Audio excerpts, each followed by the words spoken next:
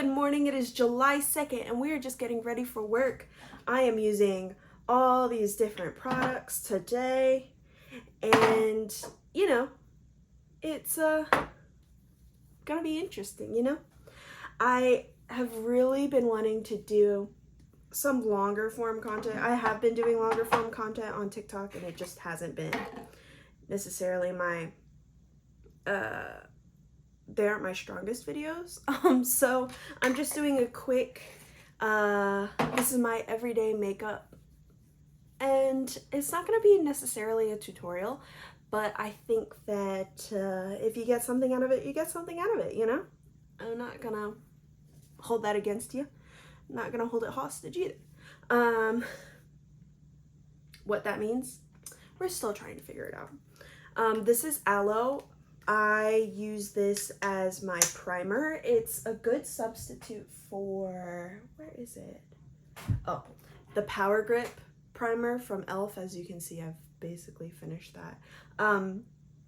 But this is also a dupe for a dupe for a dupe for a dupe for Milk's like Power Grip, not Power Grip, but the sticky primer, the one that's green. But this aloe is basically exactly the ingredients in that. It's just way cheaper, and I guess that's technically what a dupe is, but I just wanted to explain it in case someone didn't know what a dupe meant. But yeah, I use this every day, and then I also have Lancome. This is a skin tint, and it works better with the aloe rather than, this is the one that I usually use, and that helps with all my pores right here and like uneven skin kind of in this area. I used to have braces, and I had the braces where I had to get, like at night, I had to like use the headgear to pull my teeth back. Needless to say, it kind of gave me some skin damage because why am I doing it on the palm of my hand? Who said this was okay? This is completely unhinged. Okay. Huh. Okay, well, it's something. But yeah, we're just gonna go in with this. I do use brushes and stuff, but right now they're a little bit dirty. And also with the summertime, for some reason my skin is like very temperamental, and so I don't like using a whole bunch of different things to irritate my skin. It's easier just to use my fingers. And in the first application of product, like because it's skin tint, it'll absorb into a sponge a lot easier. So I like doing this because it doesn't absorb into a sponge, and yeah, that's basically it. I don't like that I use a product and then it soaks up all the product that I'm trying to put on my face. And I know you can add water to it or like whatever you want to a beauty blender, but I just feel like I'm cheating myself. It's a moral issue. Something like that. But yeah, it's silly. So yeah, I just putting it on pretty sloppily. Nothing real, no really any sort of way I put this on. Just lather it and poke it into my skin. Okay, and this is all right there. But yeah, I think this channel will be good for me talking about the different things that I want to talk about. I think I was thinking of doing it in podcast form, but I kind of don't like that idea because I honestly put on more YouTube like podcasts than I do like just listening podcasts, and that's throughout my day. But I really, really, really want to get into, I feel like, not that I have anything new to contribute to anything, but there are some things that I just want to talk about that I don't necessarily hear a lot of people talking about. And I think that is something that I have been interested in experimenting with, going into about, and what have you. This, that, and the third. I've got my Smashbox lip and cheek color tint, and my skin tint, the foundation that I put on, it's very like I can blend things into it in the first like 10 minutes or so, and then after that it's kind of like, well, you can't work with me anymore. So that's why I'm putting this on right now. And also, like, my skin is just absorbing it, like getting used to it, you know, they're mingling. So gotta make sure I can get all this in before it kind of settles, you know? I feel like that makes sense. I don't know if that's necessarily exactly what's going on, but that's kind of how I feel like, that's kind of what I feel like is going on. So, you know, this, that, and the third, whatever happens, happens. Do I want this? I've kind of lost my, I haven't lost it completely, but my tan is no longer tanning. I usually go like once a week. I not go once a week, but I sit out in the sun once a week, like usually on Sundays or Saturdays. But this Sunday and Saturday I was pretty busy, so I wasn't able to get it done. And also it was kind of rainy where I am, so I don't necessarily think that, I don't know, it's necessary. But yeah, I have been really interested. Okay, we'll go into the topic that I wanted to talk about. I've been really interested in Daniel Ortega, who's the president of Nicaragua, because he was elected into presidency when we were there, and so I feel like I have a connection to that specific, this era of Daniel Ortega, and like I wanted to learn the history about him, so I went into it a little bit. And I didn't realize while we were living there, because I was 8 years old. What 8-year-old knows the history of the country that they're going to be living in? But I didn't realize like the reason why he was voted in, or not the reason why he's voted in, but I didn't understand how you could vote a bad guy into office. And not that he's a bad guy, but very, very specific situation that he was able to get in and really change things up for Nicaragua. A lot of people thought that he was going to be like the next big savior, the one that was going to like free them from this, well, America and their influence.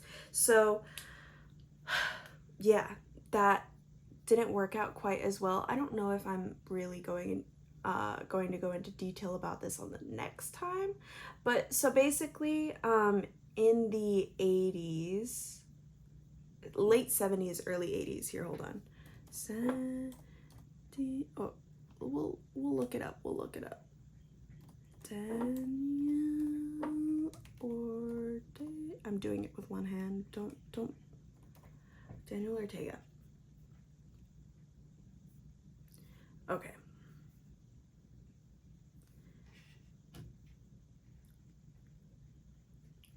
So he mm, oh wow.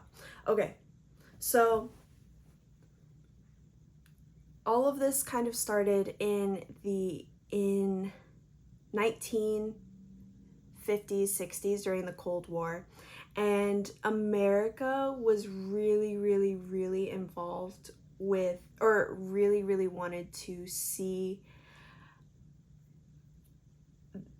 all of the Western Hemisphere kind of be um, not anti-communist, but they didn't want communism to become a thing in the Western Hemisphere. So all the Americas, the US was very, very involved with during or post World War II. And so this was also the era of like Venezuela kind of looking a little bit towards communism and being like, ooh, this is interesting. And also Cuba, Venezuela, Nicaragua were like the three main contenders for the US. This is at least what I remember and recall from when I was looking into it. I'll probably double check. But so basically, a whole bunch of things happened where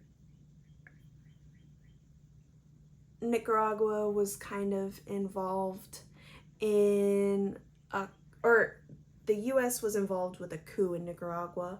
And a lot of different countries here or in Central America.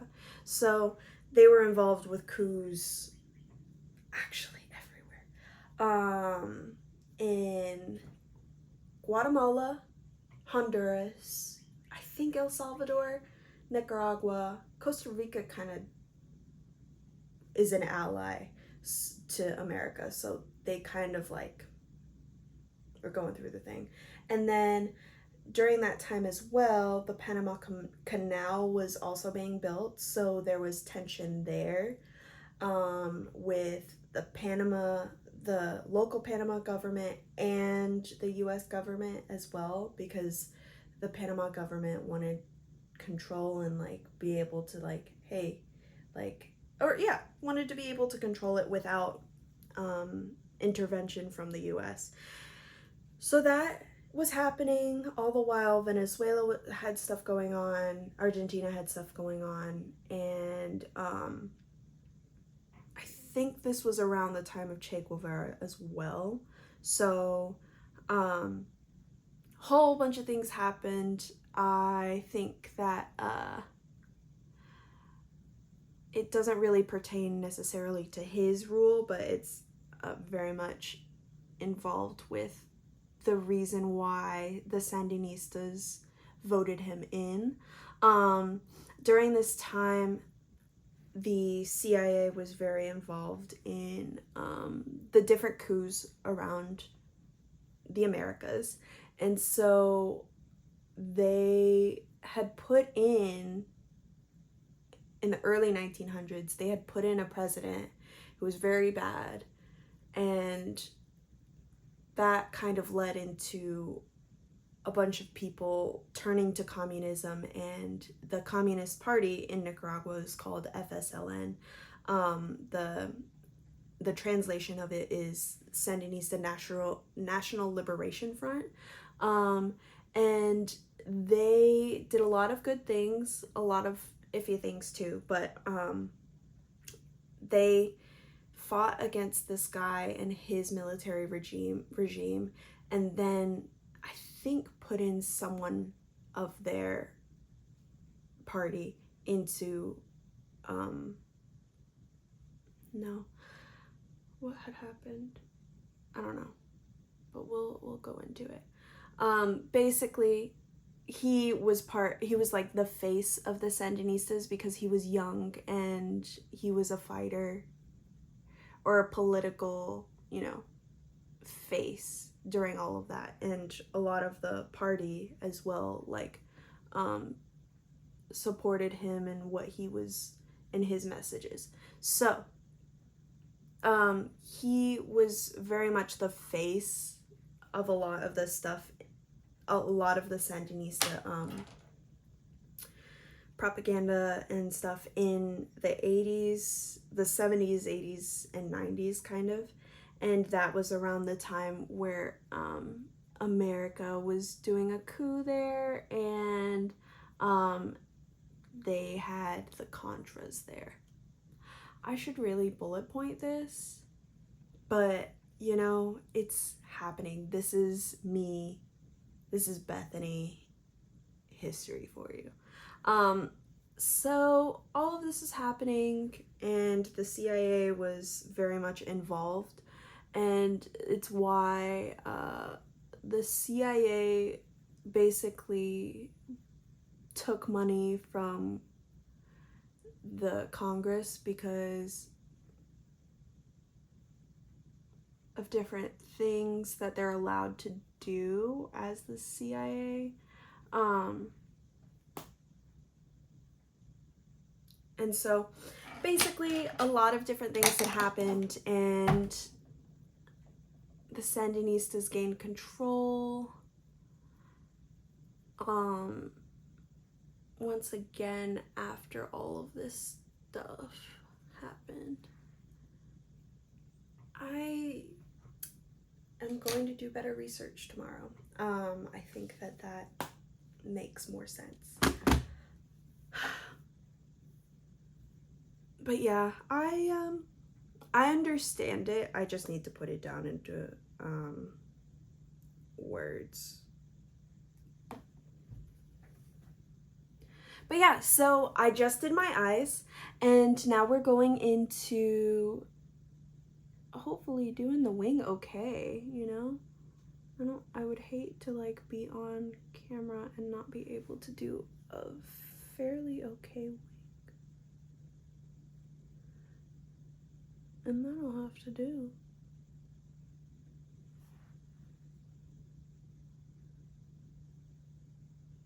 They're different. They're different angles.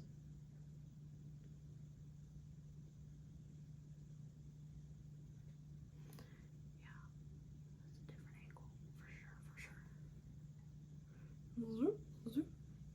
It's what we're gonna do now is accentuate the issue. Make sure it's very apparent that I don't know what I'm doing.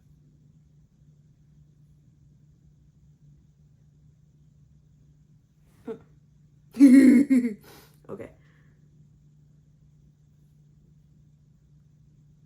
We can at least fill it out to see what it looks like as a full wing. See if I can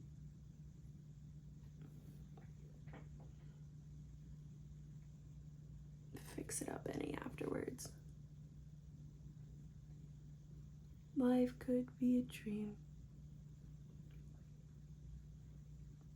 and I'm in a nightmare.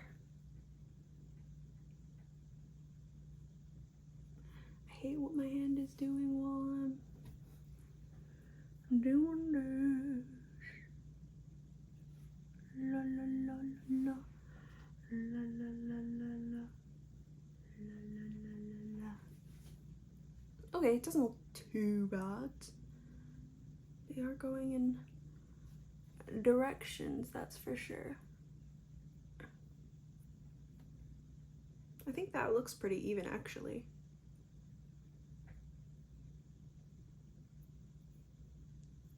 Oh, fuck. What the hell was that? Oh my god. Oh my god. Oh my god. Okay.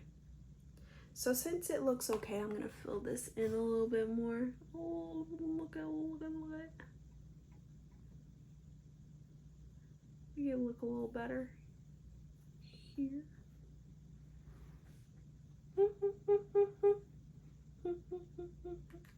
Okay, well, there's that.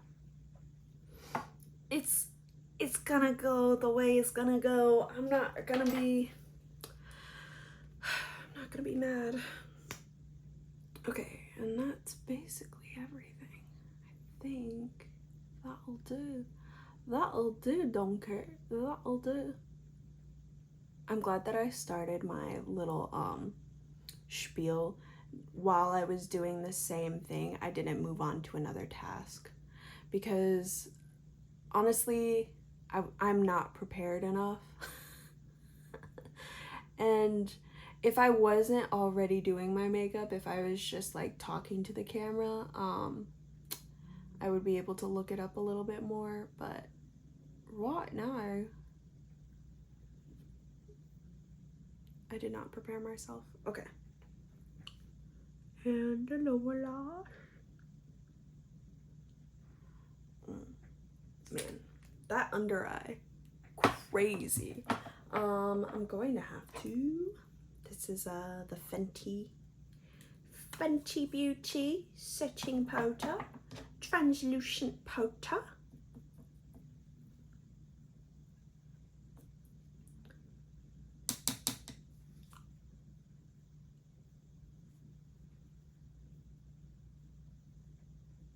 There we go.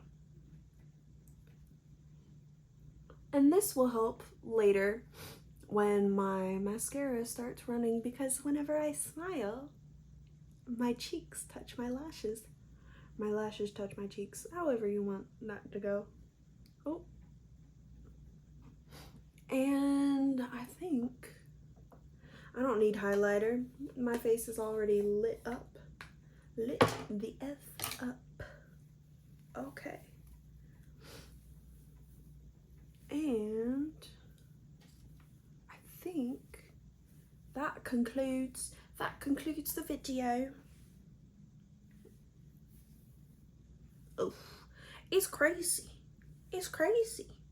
But yeah, y'all have a good day. I hope that you got this far, and thanks for tuning in. Y'all have a good one.